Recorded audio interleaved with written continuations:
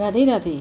आपकी अपनी अमृत कलश चैनल में आपका स्वागत है। श्रीमद् भागवतम में भगवान श्री कृष्ण के जीवन चरित्र का रसपान करते हुए हम हमारी अगली कड़ी में आगे बढ़ते हैं, तो अंत तक हमारे साथ जुड़े रहना। और अगर आपको ये कथा अच्छी लगे तो इसे लाइक करना और अपने फ्रेंड्स और रिलेटिव को शेयर भी करना। हमने देखा कि यदुवंशी राजा सूरसेन के पुत्र वसुदेव का विवाह भोजवंशी राजा उग्रसेन की पुत्री देवकी के साथ सकुशल पूर्ण हो गया।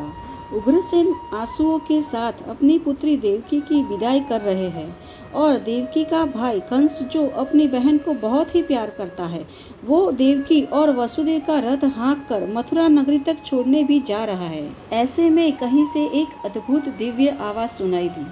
हे कंस, तू बड़ा ही मूर्ख है।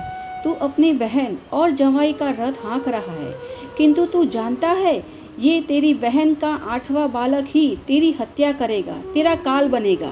आकाशवाणी सुनकर कंस आश्चर्य में पड़ गया और कहा जाता है कि भोजवंश के राजाओं में कंस बहुत ही हिंसक और असुरी वृत्ति का राजा था। कंस अत्यंत ही क्रूर और दयाहीन था। आकाशवाणी सुनते ही उसने अपनी बहन देवकी को बाल से घसीटा और तलवार से उसकी हत्या करने के लिए तैयार हो गया। ये देखकर वसुदेव आश्चर्य में पड़ गए और अपनी पत्नी को बचाने के लिए ऐसे क्रूर और दयाहीन कंस को शांत करने के लिए उन्होंने बुद्धिपूर्वक कंस को योग्य सलाह दी।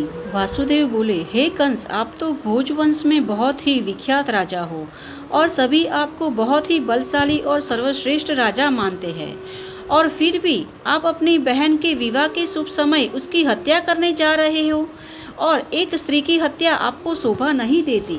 आप वीर हैं, अचानक ऐसे आवेश में कैसे आ सकते हैं, ये आपको शोभा नहीं देता।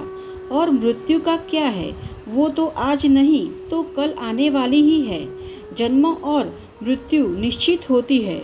मनुष्य का जन्म होता है तभी से उसकी मृत्यु तो निश्चित ही है, तो उसका भय कैसा। आपकी मृत्यु अभी नहीं होगी तो 100 साल के बाद तो होगी ही ना।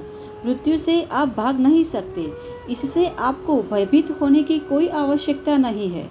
वास्तव में मृत्यु यानी इस शरीर का नाश, जिस पल वर्तमान शरीर काम करना बंद कर देता है और भौतिक प्रकृति के पंच महाभूतों में मिल जाता है, उसी क्षण शरीर के जीवात्मा अपने वर्तमान कृत्य और उसके प्रत्याघातों के अनुरूप अन्य शरीर धारण कर लेता है।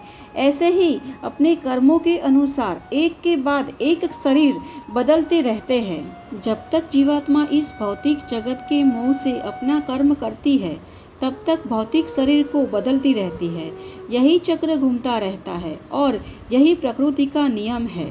इसीलिए मेरी आपसे विनती है, आप अपने मन और देह की गुलामी छोड़कर अपनी बहन के लिए कोई द्वेष न रखें। आप किसी भी प्रकार के मोह में पड़े बिना अपनी सूझ बूझ खोकर अपनी बहन को दंडित मत कीजिए। वसुदेव ने बहुत ही विनय पूर्वक कंस को शांत करने का प्रयास किया, किंतु कंस एक दानव वृत्ति का मनुष्य था और उसका उठना बैठना, उसकी संगत भी असुरी वृत्ति के मनुष्य के साथ ही थी। ऐसे दानव वृत्ति के मित्रों के साथ रहकर कंस की बुद्धि भी भ्रष्ट हो गई थी। कंस एक बहुत ही प्रतिष्ठित राजवी कुल में जन्मा था, फिर भी उसका बर्ताव एक असुर जैसा था। और कहते हैं ना कि असुर वृत्ति के मनुष्य को कोई कितना भी समझाए, कितनी भी ज्ञान भरी बातें कर ले, किंतु वो समझता नहीं है।